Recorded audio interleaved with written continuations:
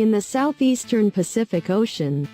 On the piece of land known as Easter Island, now a territory of Chile, stand several hundred massive stone monoliths. These carvings, called moai, are recognizable by their oversized heads. With their heavy brows, long noses, elongated ears and protruding lips. While they average 4 meters in height and 12.5 tons. The largest is almost 10 meters tall and the heaviest weighs a full 86 tons. The upright sculptures are scattered around Easter Island, many installed on platforms called AHU along the coast, while others are more inland and several stand near the main volcanic quarry of Rano Raraku.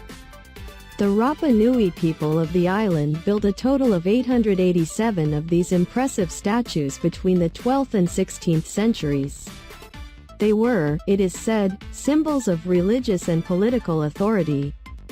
Embodiments of powerful chiefs or ancestors which faced inland toward the island's villages, perhaps watching over their creators, keeping them safe. While the very creation of such monoliths, most out of volcanic ash with stone hand chisels, is an impressive feat. What is more remarkable, not to mention mysterious, is how they were transported to their resting places. In the past, most researchers associated the building and transportation of the moai with widespread deforestation on the island and eventual collapse of the Rapa Nui civilization. This hypothesis is based, in part, on the fact that the pollen record suddenly disappears at the same time as the Rapa Nui people stopped constructing the moai and transporting them with the help of wooden logs. How exactly would logs facilitate the movement of the statues? Most proponents of this method believe that the people created rollers by arranging parallel logs on which the prone statues were pulled, or pushed. They would not have required an entire roadway of logs, since logs from the back could be placed at the front, creating a moving platform of sorts. To make it easier to roll and keep in position, the statue would be placed on 2 logs arranged in a V-shape. One proponent of this idea of rolling the statues in a prone position is Joanne Van Tilburg, of UCLA. Van Tilburg created sophisticated computer models that took into account available materials, roots, rock, and manpower, even factoring in how much the workers would have to have eaten. Her models supported the idea that rolling prone statues was the most efficient method. As further evidence, Van Tilburg oversaw the movement of a moai replica by the method she had proposed. They were successful, but evidence that it was possible is not necessarily evidence that it actually happened.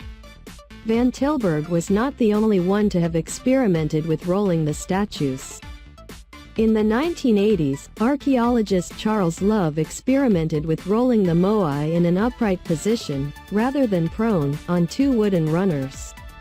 Indeed, a team of just 25 men was able to move the statue a distance of 150 feet in a mere 2 minutes. However, the route from the stone quarries where the statues were built to the coast where they were installed was often uneven, and Love's experiments were hampered by the tendency of the statues to tip over. While Love's ideas were dismissed by many, the idea of the statues tipping over along the route was consistent with the many moai found on their sides or faces beside the island's ancient roads.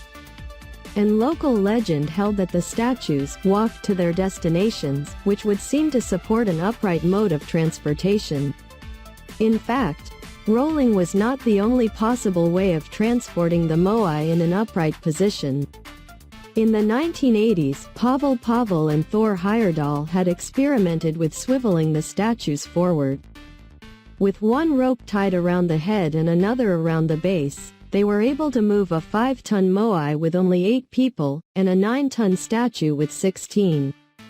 However, they abandoned their efforts when their technique proved too damaging. As they shuffled the statues forward, the bases were chipped away. This confounding factor led most to believe that an upright, rope-assisted walking method was incorrect, but many now believe that they were, in fact, transported upright. In 2012, Carl Lipo of California State University Long Beach and Terry Hunt of the University of Hawaii teamed up with archaeologist Sergio Rapu to refine the upright walking idea. They found that the statues that appeared to be abandoned in transit had bases with a curved front edge. This meant they would naturally topple forward and would need to be modified once they reached their destinations. But that curved edge also meant that they could easily be rocked forward using a small team of people and 3 ropes attached to the head. Indeed, their experiments demonstrated the feasibility of this method, and their theory has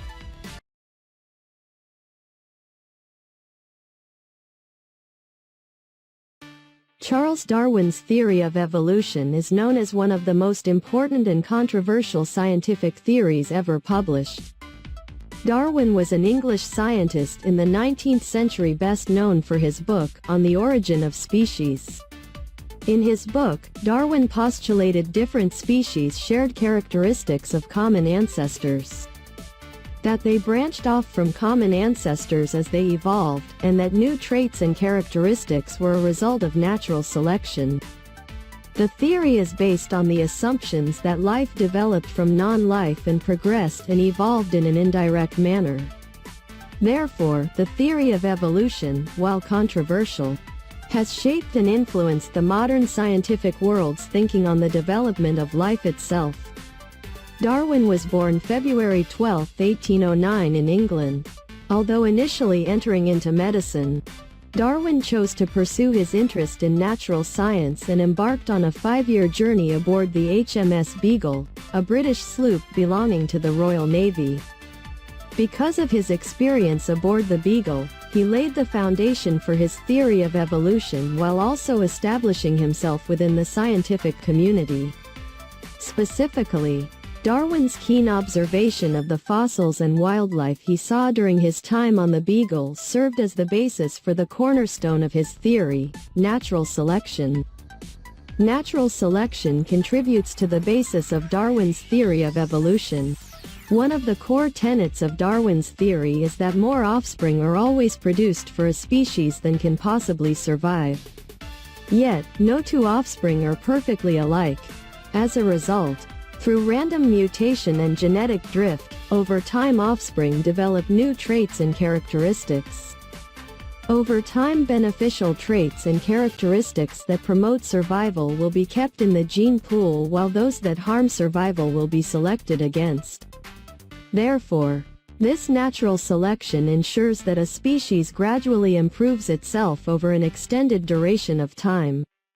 On the other hand, as a species continues to improve itself, it branches out to create entirely new species that are no longer capable of reproducing together. Through natural selection, organisms could branch off of each other and evolve to the point where they no longer belong to the same species. Consequently, simple organisms evolve into more complex and different organisms as species break away from one another. Natural selection parallels selective breeding employed by humans on domesticated animals for centuries. Namely, horse breeders will ensure that horses with particular characteristics, such as speed and endurance, are allowed to produce offspring while horses that do not share those above-average traits will not. Therefore, over several generations, the new offspring will already be predisposed towards being excellent racing horses. Darwin's theory is that selective breeding occurs in nature as natural selection is the engine behind evolution. Thus, the theory provides an excellent basis for understanding how organisms change over time. Nevertheless, it is just a theory and elusively difficult to prove. One of the major holes in Darwin's theory revolves around irreducibly complex systems. An irreducibly complex system is known as a system where many different parts must all operate together. As a result, in the absence of one, the system as a whole collapses. Consequently, as modern technology improves, science can identify these irreducibly complex systems, even at microscopic levels. These complex systems, if so interreliant, would be resistant to Darwin's supposition of how evolution occurs. As Darwin himself admitted, to suppose that the eye with all its inimitable contrivance for adjusting the focus for different distances, for admitting different amounts of light, and for the correction of spherical and chromatic aberration, could have been formed by natural selection, seems, I free confess, absurd in the highest degree.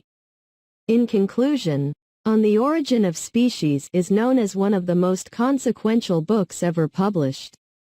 Darwin's theory of evolution remains, to this day, a lightning rod for controversy.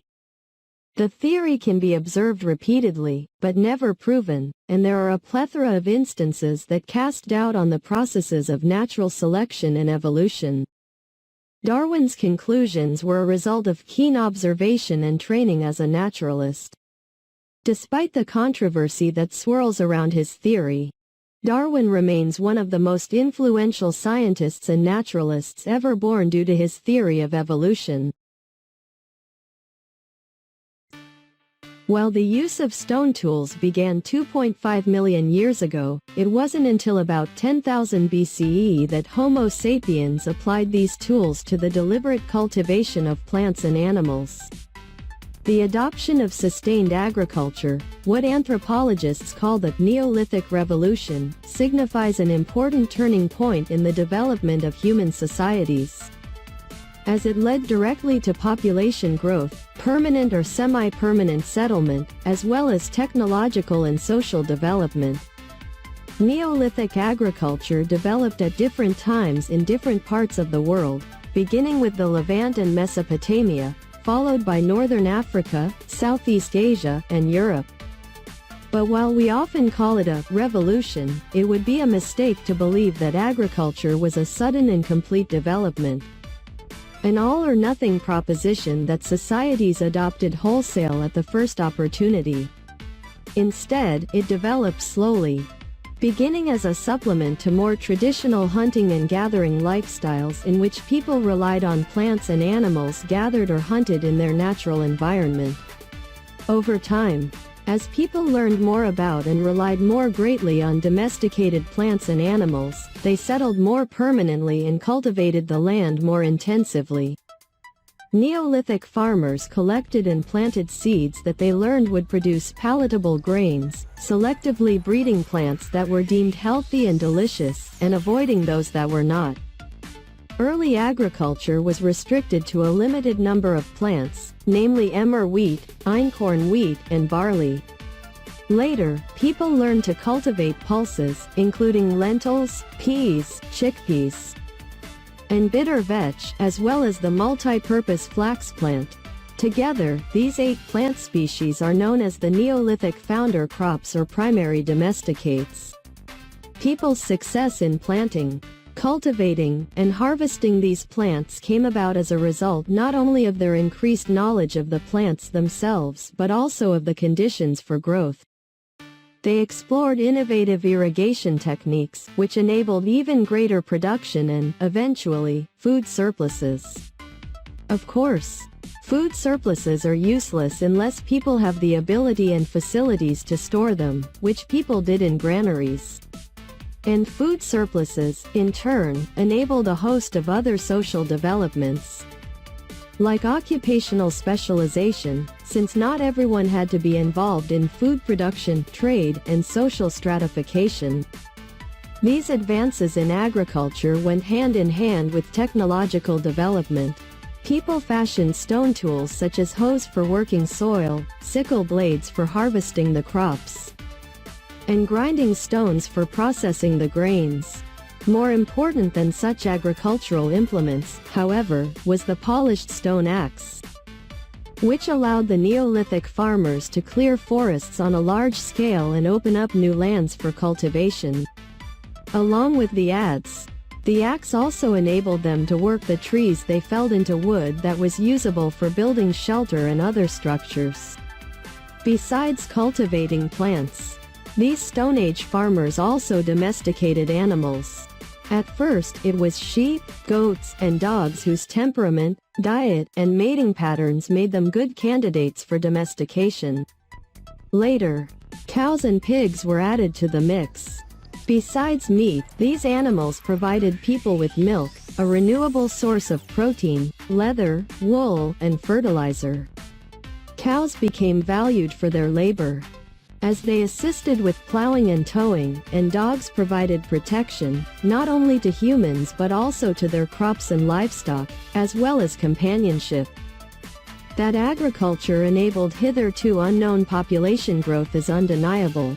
Food surpluses and an agricultural lifestyle brought a security and safety that nomadic hunter-gatherers did not enjoy.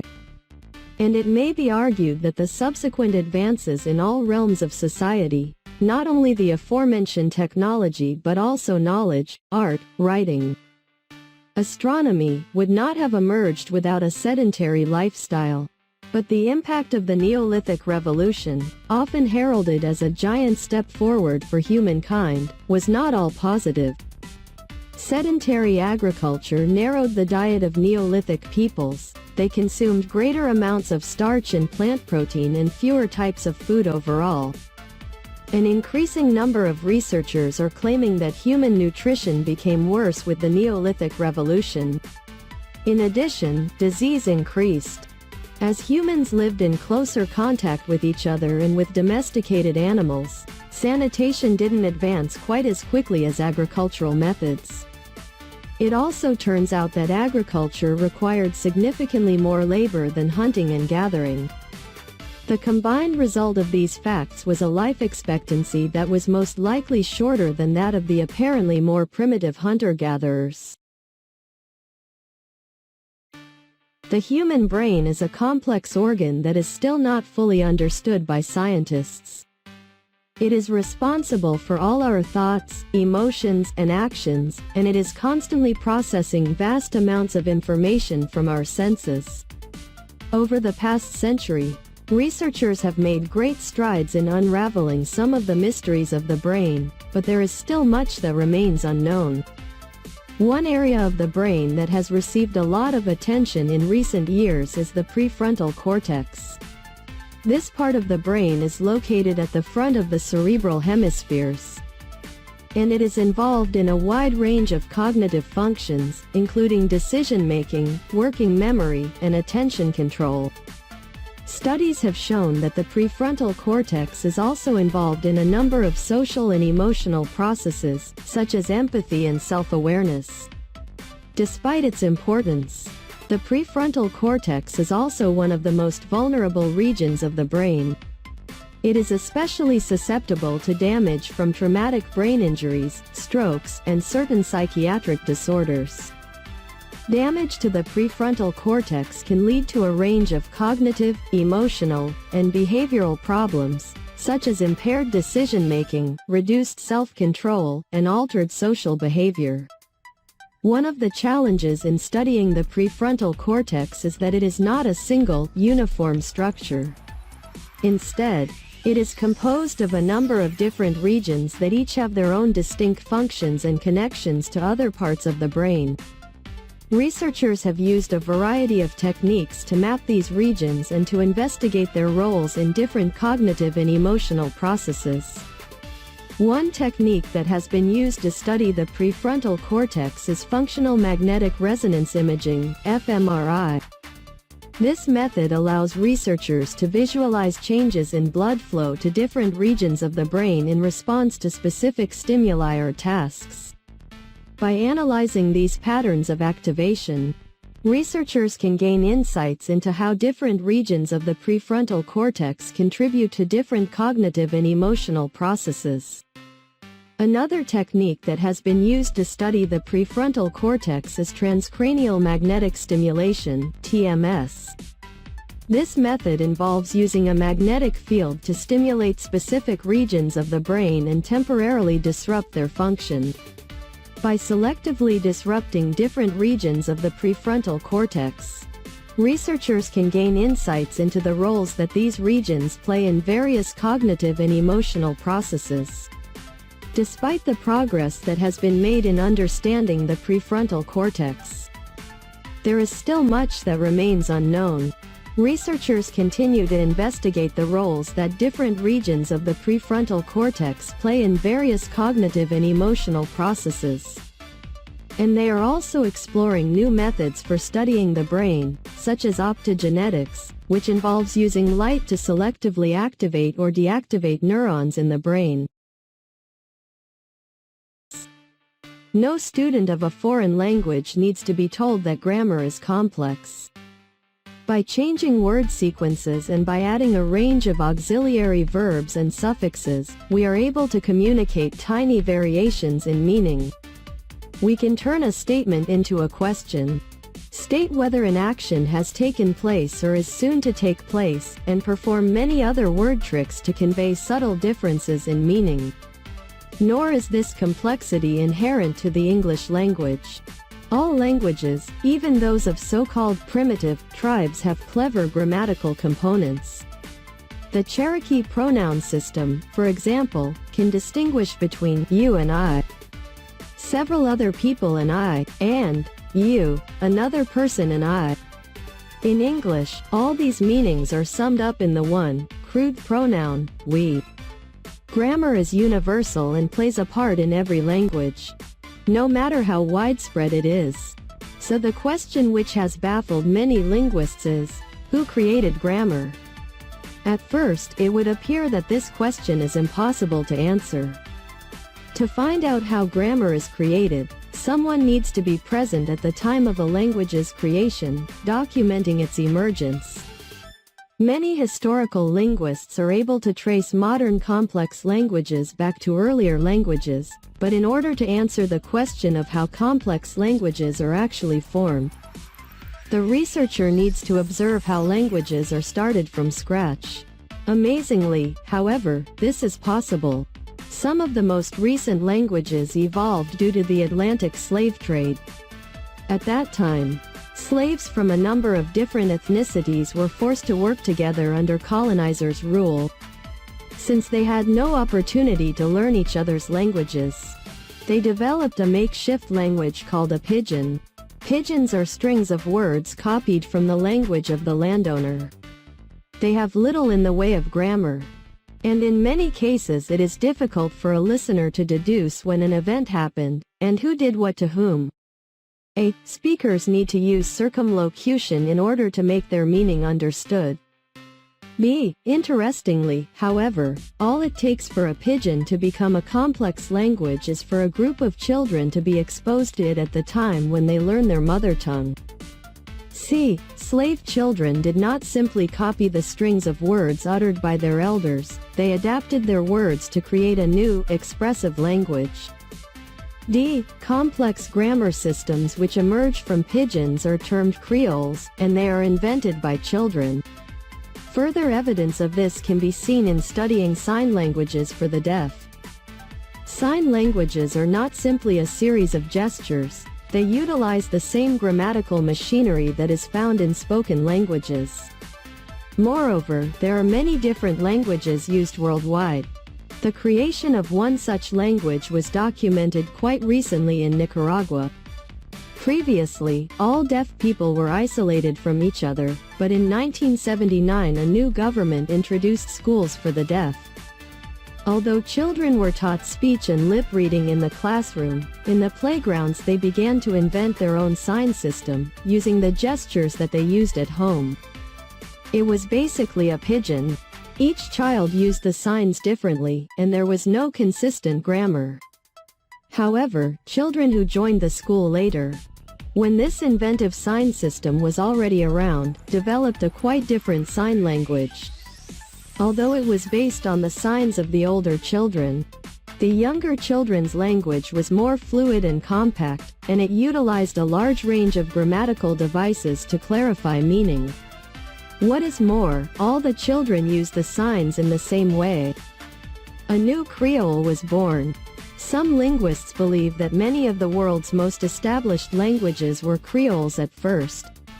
The English past tense ed ending may have evolved from the verb do. It ended may once have been it ended. Therefore it would appear that even the most widespread languages were partly created by children. Children appear to have innate grammatical machinery in their brains, which springs to life when they are first trying to make sense of the world around them. Their minds can serve to create logical, complex structures, even when there is no grammar present for them to copy.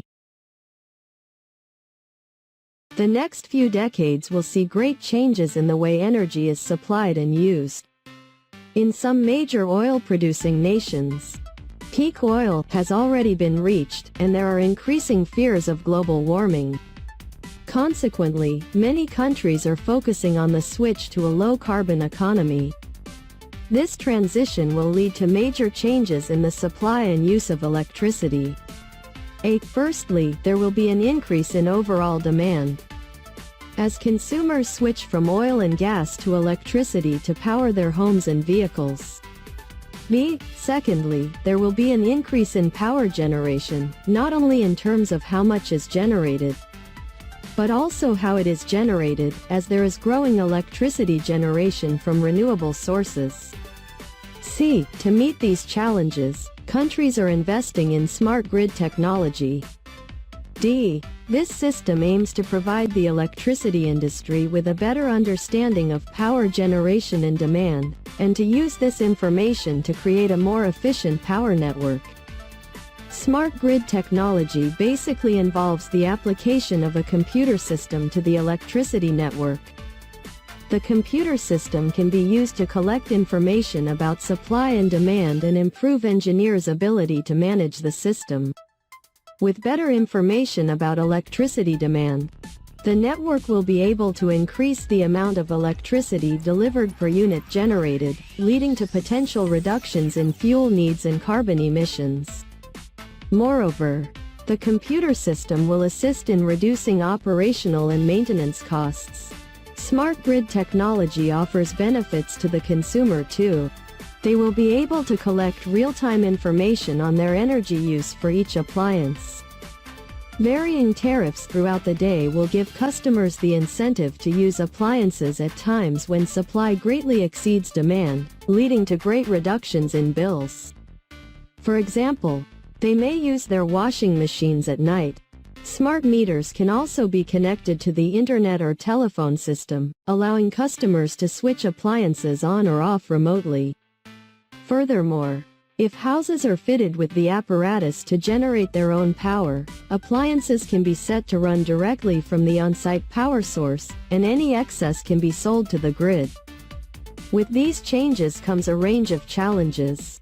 The first involves managing the supply and demand. Sources of renewable energy, such as wind, wave and solar, are notoriously unpredictable. And nuclear power, which is also set to increase as nations switch to alternative energy sources, is inflexible. With oil and gas, it is relatively simple to increase the supply of energy to match the increasing demand during peak times of the day or year. With alternative sources, this is far more difficult, and may lead to blackouts or system collapse. Potential solutions include investigating new and efficient ways to store energy and encouraging consumers to use electricity at off-peak times. A second problem is the fact that many renewable power generation sources are located in remote areas, such as windy uplands and coastal regions, where there is currently a lack of electrical infrastructure. New infrastructures therefore must be built. Thankfully, with improved smart technology, this can be done more efficiently by reducing the reinforcement or construction costs. Although smart technology is still in its infancy, pilot schemes to promote and test it are already underway. Consumers are currently testing the new smart meters which can be used in their homes to manage electricity use. There are also a number of demonstrations being planned to show how the smart technology could practically work, and trials are in place to test the new electrical infrastructure. It is likely that technology will be added in layers, starting with quick WN methods which will provide initial carbon savings, to be followed by more advanced systems at a later date. Cities are prime candidates for investment into smart energy, due to the high population density and high energy use. It is here where smart technology is likely to be promoted first.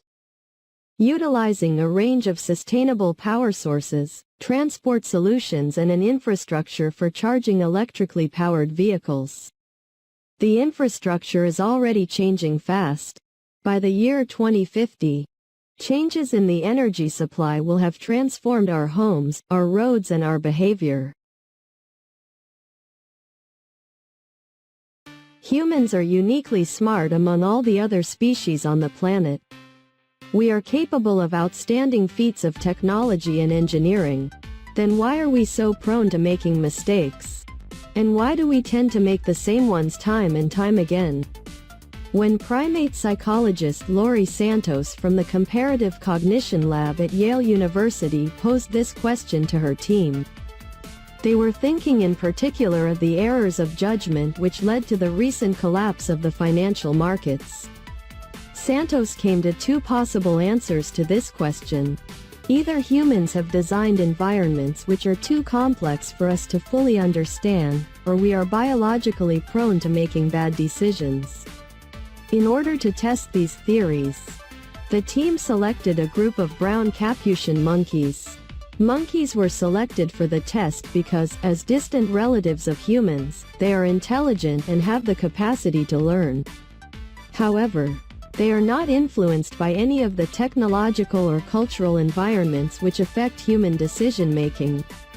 The team wanted to test whether the Capuchin monkeys, when put into similar situations as humans, would make the same mistakes.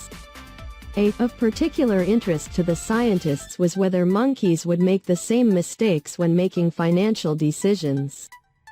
B. In order to find out, they had to introduce the monkeys to money.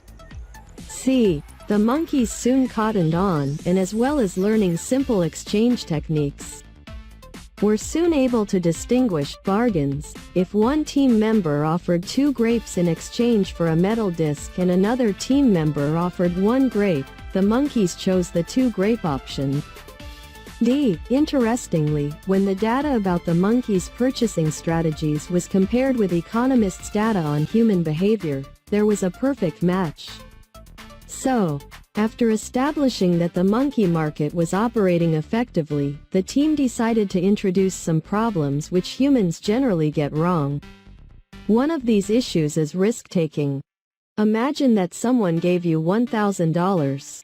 In addition to this $1,000, you can receive either A, an additional $500, or B, someone tosses a coin and if it lands heads, you receive an additional $1,000. But if it lands tails, you receive no more money. Of these options, most people tend to choose option A. They prefer guaranteed earnings, rather than running the risk of receiving nothing.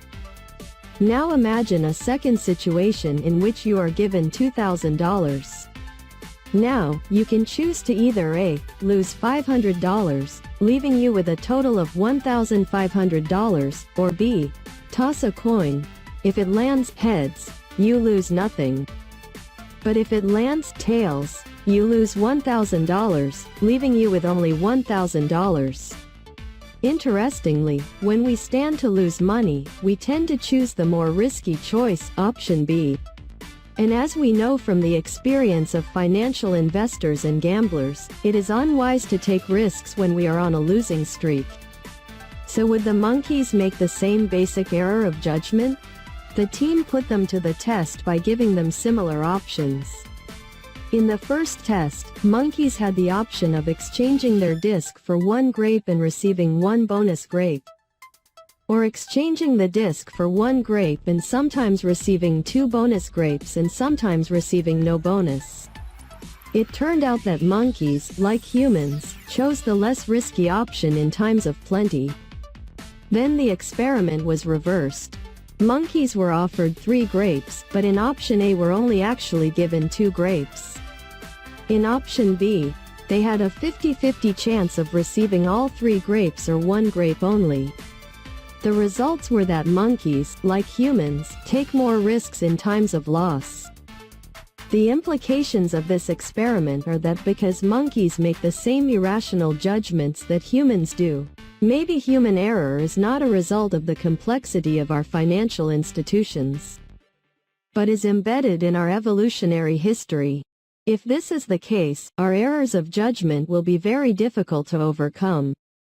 On a more optimistic note, however, humans are fully capable of overcoming limitations once we have identified them. By recognizing them, we can design technologies which will help us to make better choices in future. There has, in recent years, been an outpouring of information about the impact of buildings on the natural environment, information which explains and promotes green and sustainable construction design, strives to convince others of its efficacy and warns of the dangers of ignoring the issue. Seldom do these documents offer any advice to practitioners, such as those designing mechanical and electrical systems for a building, on how to utilize this knowledge on a practical level. While the terms green and sustainable are often considered synonymous, in that they both symbolize nature, green does not encompass all that is meant by sustainability, which can be defined as minimizing the negative impacts of human activities on the natural environment, in particular those which have long-term and irreversible effects. Some elements of green design may be sustainable too, for example those which reduce energy usage and pollution, while others, such as ensuring internal air quality, may be considered green despite having no influence on the ecological balance. Although there are a good many advocates of green construction in the architectural industry, able to cite ample reasons why buildings should be designed in a sustainable way, not to mention a plethora of architectural firms with experience in green design. This is not enough to make green construction come into being. The driving force behind whether a building is constructed with minimal environmental impact lies with the owner of the building. That is, the person financing the project. If the owner considers green design unimportant, or of secondary importance, then more than likely, it will not be factored into the design. The commissioning process plays a key role in ensuring the owner gets the building he wants, in terms of design, costs and risk. At the pre-design stage, the owner's objectives, criteria and the type of design envisaged are discussed and documented. This gives a design team a solid foundation on which they can build their ideas, and also provides a specific benchmark against which individual elements, such as costs, design and environmental impact can be judged. Owners who skip the commissioning process, or fail to take green issues into account when doing so, often come a cropper once their building is up and running. Materials and equipment are installed as planned and, at first glance, appear to fulfill their purpose adequately. However, in time, the owner realizes that operational and maintenance costs are higher than necessary, and that the occupants are dissatisfied with the results. These factors in turn lead to higher ownership costs as well as increased environmental impact. In some cases, an owner may be aware of the latest trends in sustainable building design. He may have done research into it himself, or he may have been informed of the merits of green design through early discussion with professionals. However, firms should not take it as read that someone commissioning a building already has a preconceived idea of how green he intends the structure to be. Indeed, this initial interaction between owner and firm is the ideal time for a designer to outline and promote the ways that green design can meet the client's objectives, thus turning a project originally not destined for green design into a potential candidate. Typically, when considering whether or not to adopt a green approach, an owner will ask about additional costs, return for investment and to what extent green design should be the limiting factor governing decisions in the design process. 1. Many of these costs are incurred by the increased cooperation between the various stakeholders, such as the owner, the design professionals, contractors and end users. 2. However, In green design, they must be involved from the outset, since green design demands interaction between these disciplines. 3. This increased coordination clearly requires additional expenditure. 4. A client may initially balk at these added fees, and may require further convincing of the benefits if he is to proceed. It is up to the project team to gauge the extent to which a client wants to get involved in a green design project and provide a commensurate service.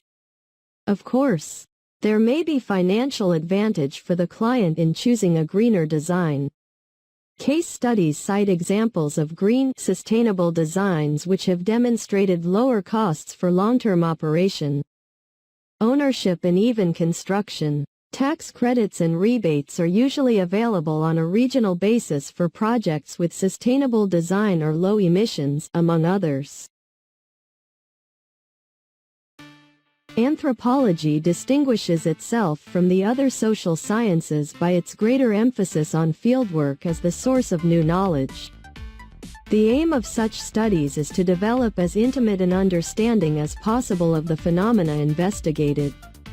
Although the length of field studies varies from a few weeks to years, it is generally agreed that anthropologists should stay in the field long enough for their presence to be considered natural by the permanent residents. Realistically, however, anthropologists may never reach this status. Their foreign mannerisms make them appear clownish, and so they are treated with curiosity and amusement. If they speak the local language at all, they do so with a strange accent and flawed grammar. They ask tactless questions and inadvertently break rules regarding how things are usually done. Arguably, this could be an interesting starting point for research, though it is rarely exploited. Otherwise, anthropologists take on the role of the superior expert, in which case they are treated with deference and respect, only coming into contact with the most high-ranking members of the society. Anthropologists with this role may never witness the gamut of practices which take place in all levels of the society. No matter which role one takes on, anthropologists generally find fieldwork extremely demanding. Anthropological texts may read like an exciting journey of exploration, but rarely is this so. Long periods of time spent in the field are generally characterized by boredom, illness, and frustration.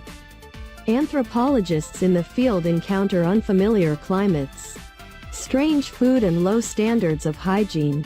It is often particularly trying for researchers with middle-class, European backgrounds to adapt to societies where being alone is considered pitiful. It takes a dedicated individual to conduct research which is not in some way influenced by these personal discomforts. Nonetheless, fieldwork requires the researcher to spend as much time as possible in local life. A range of research methodologies can be utilized to extract information. 1. These can be classified as emic or etic. 2. While emic descriptions are considered more desirable nowadays, they are difficult to attain, even if the researcher does his utmost to reproduce the facts from the native's point of view. 3. More often than not, aspects of the researcher's own culture, perspective, and literary style seep into the narrative. Moreover, research generally involves translations from one language to another and from speech into writing.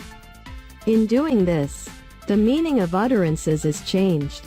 4. The only truly emic descriptions can be those given by the natives themselves in their own vernacular. The least invasive type of research methodology is observation. Here, the researcher studies the group and records findings without intruding too much on their privacy. This is not to say, however, that the presence of the researcher will have minimal impact on the findings. An example was Richard Borsche-Lee, who, in studying local groups in the Kalahari, refused to provide the people with food so as not to taint his research, leading to an inevitable hostility towards the researcher which would not otherwise have been present. A variant on the observation technique. Participant observation requires that the anthropologist not only observes the culture, but participates in it too. It allows for deeper immersion into the culture studied, hence a deeper understanding of it. By developing a deeper rapport with the people of the culture, it is hoped they will open up and divulge more about their culture and way of life than can simply be observed. Participant observation is still an imperfect methodology, however, since populations may adjust their behavior around the researcher, knowing that they are the subject of research. The participatory approach was conceived in an attempt to produce as emic a perspective as possible. The process involves not just the gathering of information from local people, but involves them in the interpretation of the findings. That is, rather than the researcher getting actively involved in the processes within the local community, the process is turned on its head. The local community is actively involved in the research process. The craft of perfumery has an ancient and global heritage. The art flourished in ancient Rome, where the emperors were said to bathe in scent. After the fall of Rome, much of the knowledge was lost, but survived in Islamic civilizations in the Middle Ages. Arab and Persian pharmacists developed essential oils from the aromatic plants of the Indian peninsula. They developed the processes of distillation and suspension in alcohol, which allowed for smaller amounts of raw materials to be used than in the ancient process, by which flower petals were soaked in warm oil. This knowledge was carried back to European monasteries during the Crusades. At first, the use of fragrances was primarily associated with healing. Aromatic alcoholic waters were ingested as well as used externally. Fragrances were used to purify the air, both for spiritual and health purposes. During the Black Death, the bubonic plague was thought to have resulted from a bad odor which could be averted by inhaling pleasant fragrances such as cinnamon. The Black Death led to an aversion to using water for washing, and so perfume was commonly used as a cleaning agent. Later on, the craft of perfume re-entered Europe and was centered in Venice, chiefly because it was an important trade route and a center for glassmaking. Having such materials at hand was essential for the distillation process. In the late 17th century, trade soared in France when Louis XIV brought in policies of protectionism and patronage which stimulated the purchase of luxury goods. Here, perfumery was the preserve of glove makers. The link arose since the tanning of leather required putrid substances. Consequently, the gloves were scented before they were sold and worn. A glove and perfume makers guild had existed here since 1190. Entering it required 7 years of formal training under a master perfumer. The trade in perfume flourished during the reign of Louis XV. As the master glove and perfume makers, particularly those trading in Paris, received patronage from the royal court, where it is said that a different perfume was used each week. The perfumers diversified into other cosmetics including soaps, powders, white face paints and hair dyes. They were not the sole sellers of beauty products. Mercers, spicers, vinegar makers and wig makers were all cashing in on the popularity of perfumed products. Even simple shopkeepers were coming up with their own concoctions to sell.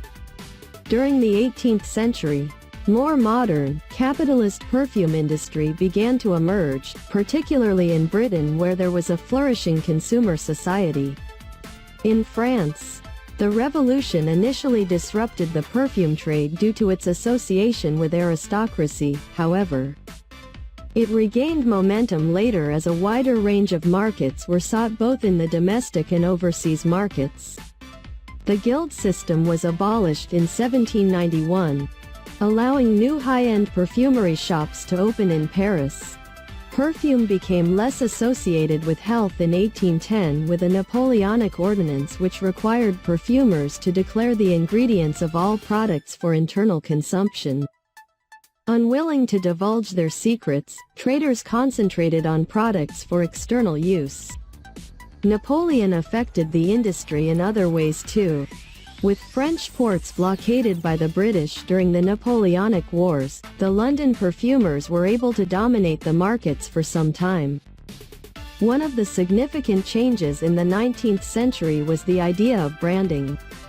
Until then, trademarks had had little significance in the perfumery where goods were consumed locally, although they had a long history in other industries.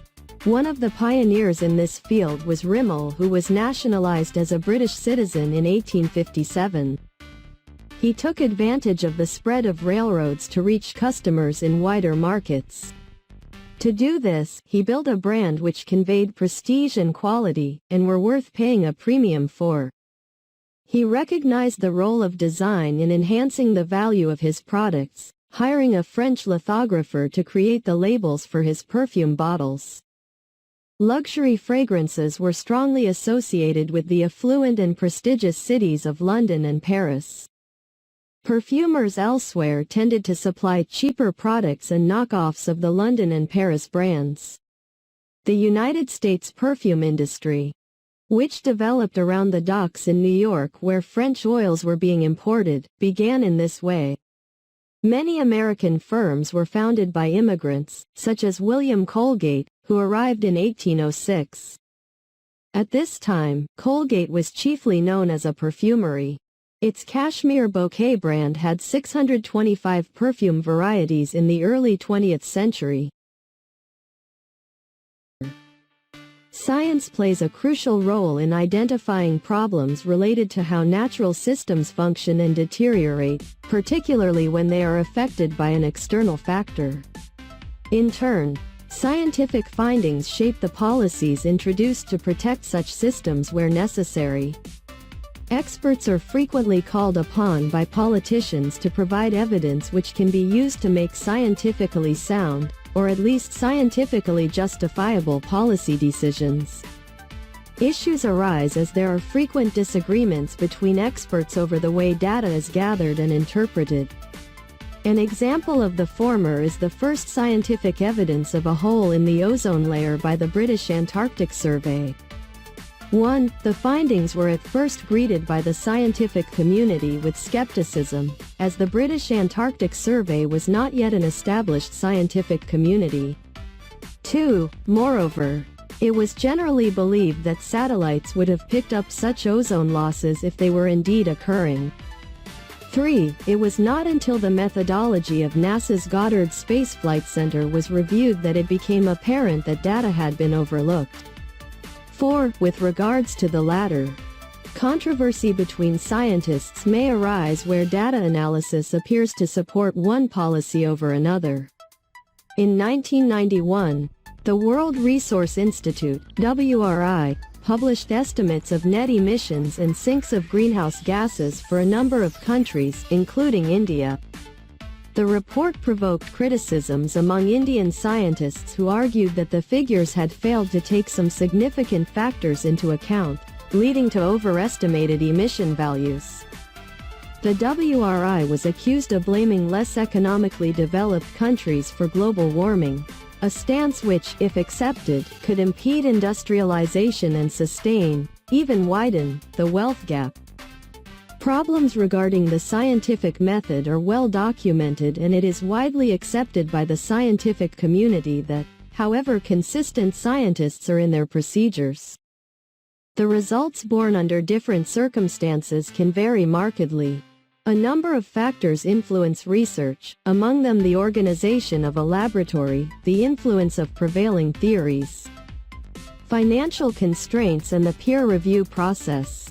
Consequently, scientists tend to believe they are not in a position to bear universal truths but to reveal tendencies.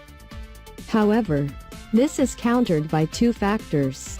Firstly, certain scientific institutions wish to maintain a degree of status as bearers of truth. Further, policymakers uphold this understanding by requesting scientific certainties in order to legitimize their policy decisions.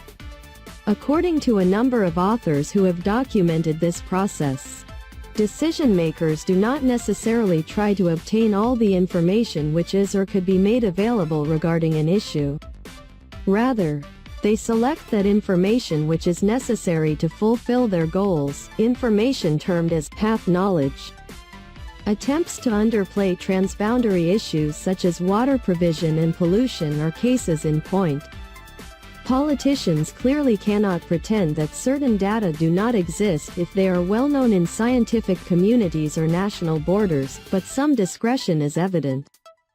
Especially where there is controversy and uncertainty. It is important to note that policies regarding scientific issues are influenced in no small part by societal factors. These include the relative importance of certain environmental issues, the degree of trust in the institutions conducting the research, and not least the social standing of those affected by the issue. In other words, environmental problems are in many ways socially constructed according to the prevailing cultural, economic and political conditions within a society. It has been suggested, for example, that contemporary post-materialist, Western societies pay greater attention to quality, including environmental quality, than quantity. This theory does not necessarily assume that people of low-income countries have no interest in environmental protection, as the example of the Chipko movement in India clearly demonstrates, but demonstrates that the way a resource is valued varies widely among different communities. Finally, it cannot be denied that the issue of the day changes constantly. One issue becomes more or less urgent than another, based on current events. Concurrently, new issues enter the political agenda. It has been noted that it often takes a policy entrepreneur, someone who dedicates time, energy and financial resources to a certain issue, to raise its profile. Furthermore, whether an issue is taken up by political, environmental or media groups depends very much on the degree to which it suits their particular agenda, not to mention budget. Chickenpox is a highly contagious infectious disease caused by the varicella zoster virus. Sufferers develop a fleeting itchy rash that can spread throughout the body. The disease can last for up to 14 days and can occur in both children and adults, though the young are particularly vulnerable. Individuals infected with chickenpox can expect to experience a high but tolerable level of discomfort and a fever as the disease works its way through the system. The ailment was once considered to be a rite of passage by parents in the U.S. and thought to provide children with greater and improved immunity to other forms of sickness later in life. This view, however, was altered after additional research by scientists demonstrated unexpected dangers associated with the virus. Over time, the fruits of this research have transformed attitudes toward the disease and the utility of seeking preemptive measures against it. A vaccine against chickenpox was originally invented by Michiaki Takahashi, a Japanese doctor and research scientist, in the mid-1960s. Dr. Takahashi began his work to isolate and grow the virus in 1965 and in 1972 began clinical trials with a live but weakened form of the virus that caused the human body to create antibodies. Japan and several other countries began widespread chickenpox vaccination programs in 1974. However, it took over 20 years for the chickenpox vaccine to be approved by the U.S. Food and Drug Administration, FDA, finally earning the U.S. government's seal of approval for widespread use in 1995. Yet even though the chickenpox vaccine was available and recommended by the FDA, parents did not immediately choose to vaccinate their children against this disease. Mothers and fathers typically cited the notion that chickenpox did not constitute a serious enough disease against which a person needed to be vaccinated. Strong belief in that view eroded when scientists discovered the link between varicella zoster, the virus that causes chickenpox, and shingles, a far more serious, harmful, and longer-lasting disease in older adults that impacts the nervous system. They reached the conclusion that varicella zoster remains dormant inside the body. making it significantly more likely for someone to develop shingles. As a result, the medical community in the U.S. encouraged the development, adoption, and use of a vaccine against chickenpox to the public. Although the appearance of chickenpox and shingles within one person can be many years apart, generally many decades, the increased risk in developing shingles as a younger adult, 30 to 40 years old rather than 60 to 70 years old, proved to be enough to convince the medical community that immunization should be preferred to the traditional alternative.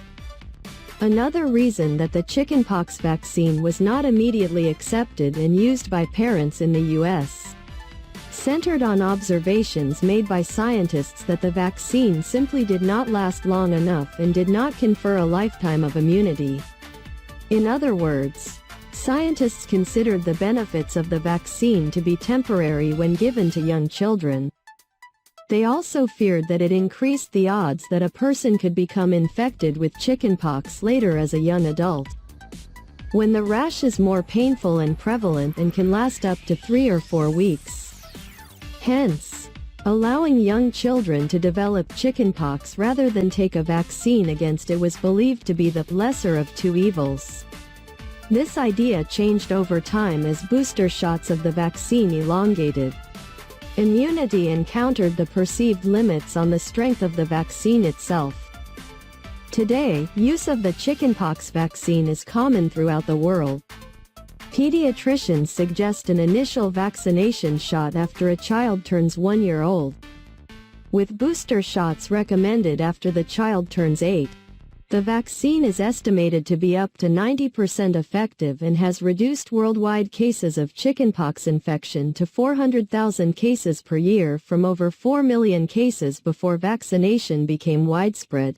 In light of such statistics, most doctors insist that the potential risks of developing shingles outweigh the benefits of avoiding rare complications associated with inoculations. Of course, many parents continue to think of the disease as an innocuous ailment, refusing to take preemptive steps against it.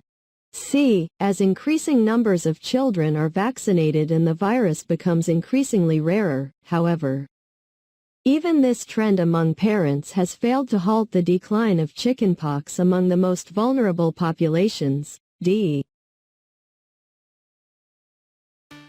in the Sierra Nevada, the famous General Grant giant sequoia tree is suffering its loss of stature in silence. What once was the world's No. 2 biggest tree has been supplanted thanks to the most comprehensive measurements taken of the largest living things on Earth.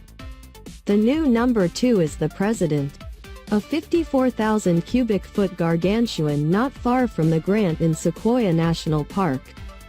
After 3,240 years, the giant sequoia still is growing wider at a consistent rate, which may be what most surprised the scientists examining how the sequoias and coastal redwoods will be affected by climate change and whether these trees have a role to play in combating it. "I consider it to be the greatest tree in all of the mountains of the world," said Stephen Sillett, a redwood researcher whose team from Humboldt State University is seeking to mathematically assess the potential of California's iconic trees to absorb planet-warming carbon dioxide. The researchers are a part of the 10-year Redwoods and Climate Change Initiative funded by the Save the Redwoods League in San Francisco. The measurements of the president, reported in the current National Geographic, dispelled the previous notion that the big trees grow more slowly in old age. It means, the experts say, the amount of carbon dioxide they absorb during photosynthesis continues to increase over their lifetimes. In addition to painstaking measurements of every branch and twig, the team took 15 half-centimeter wide core samples of the president to determine its growth rate, which they learned was stunted in the abnormally cold year of 1580 when temperatures in the Sierra hovered near freezing even in the summer and the trees remained dormant. But that was an anomaly. Sillett said, the president adds about 1 cubic meter of wood a year during its short 6-month growing season, making it one of the fastest growing trees in the world. Its 2 billion leaves are thought to be the most of any tree on the planet, which would also make it one of the most efficient at transforming carbon dioxide into nourishing sugars during photosynthesis. We're not going to save the world with any one strategy, but part of the value of these great trees is this contribution, and we're trying to get a handle on the math behind that, Sillett said. After the equivalent of 32 working days dangling from ropes in the president, Sillett's team is closer to having a mathematical equation to determine its carbon conversion potential, as it has done with some less famous coastal redwoods. The team has analyzed a representative sample that can be used to model the capacity of the state's signature trees. More immediately, however, the new measurements could lead to a changing of the guard in the land of giant sequoias. The park would have to update signs and brochures, and someone is going to have to correct the Wikipedia entry for list of largest giant sequoias, which still has the president at number 3. Now at 93 feet in circumference and with 45,000 cubic feet of trunk volume and another 9,000 cubic feet in its branches, the tree named for President Warren G. Harding is about 15% larger than Grant, also known as America's Christmas tree. Sliced into 1 foot by 1 foot cubes, the president would cover a football field. Giant sequoias grow so big and for so long because their wood is resistant to the pests and disease that dwarf the lifespan of other trees, and their thick bark makes them impervious to fast-moving fire. It's that resiliency that makes sequoias and their taller coastal redwood cousin worthy of intensive protections and even candidates for cultivation to pull carbon from an increasingly warming atmosphere, Sillett said. Unlike white firs, which easily die and decay to send decomposing carbon back into the air, rot-resistant redwoods stay solid for hundreds of years after they fall. Though sequoias are native to California, early settlers traveled with seedlings back to the British Isles and New Zealand, where a 15-foot diameter sequoia that is the world's biggest planted tree took root in 1850. Part of Sillett's studies involves modeling the potential growth rate of cultivated sequoia forests to determine over time how much carbon sequestering might increase. All of that led him to a spot 7,000 feet high in the Sierra and to the president, which he calls the ultimate example of a giant sequoia, compared to the other giants whose silhouettes are bedraggled by lightning strikes. The president's crown is large with burly branches that are themselves as large as tree trunks. The world's biggest tree is still the nearby General Sherman with about 2,000 cubic feet more volume than the president, but to Sillett it's not a contest. They're all superlative in their own way, Sillett said. The city of Teotihuacan, which lay about 50 kilometers northeast of modern-day Mexico City, began its growth by 200 to 100 BC. At its height, between about AD 150 and 700, it probably had a population of more than 125,000 people and covered at least 20 square kilometers. It had over 2,000 apartment complexes, a great market, a large number of industrial workshops, an administrative center, a number of massive religious edifices, and a regular grid pattern of streets and buildings. Clearly, much planning and central control were involved in the expansion and ordering of this great metropolis. Moreover, the city had economic and perhaps religious contacts with most parts of Mesoamerica, modern Central America and Mexico. How did this tremendous development take place? And why did it happen in the Teotihuacan Valley? Among the main factors are Teotihuacan's geographic location on a natural trade route to the south and east of the Valley of Mexico, the obsidian resources in the Teotihuacan Valley itself, and the valley's potential for extensive irrigation.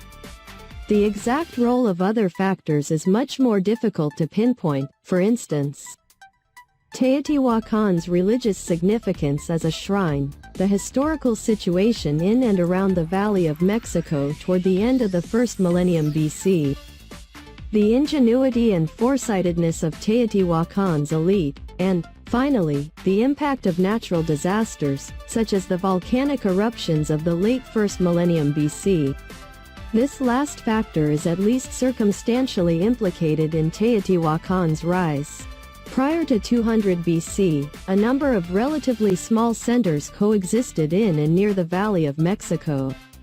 Around this time, the largest of these centers, Cuicuilco, was seriously affected by a volcanic eruption, with much of its agricultural land covered by lava. With Cuicuilco eliminated as a potential rival, any one of a number of relatively modest towns might have emerged as a leading economic and political power in central Mexico. The archaeological evidence clearly indicates, though, that Teotihuacan was the center that did arise as the predominant force in the area by the 1st century AD. It seems likely that Teotihuacan's natural resources, along with the city elite's ability to recognize their potential, gave the city a competitive edge over its neighbors. The valley, like many other places in Mexican and Guatemalan highlands, was rich in obsidian. The hard volcanic stone was a resource that had been in great demand for many years. At least since the rise of the Olmecs, a people who flourished between 1200 and 400 BC, and it apparently had a secure market. Moreover, recent research on obsidian tools found at Olmec sites has shown that some of the obsidian obtained by the Olmecs originated near Teotihuacan. Teotihuacan obsidian must have been recognized as a valuable commodity for many centuries before the great city arose. Long-distance trade in obsidian probably gave the elite residents of Teotihuacan access to a wide variety of exotic goods, as well as a relatively prosperous life. Such success may have attracted immigrants to Teotihuacan. In addition, Teotihuacan's elite may have consciously attempted to attract new inhabitants.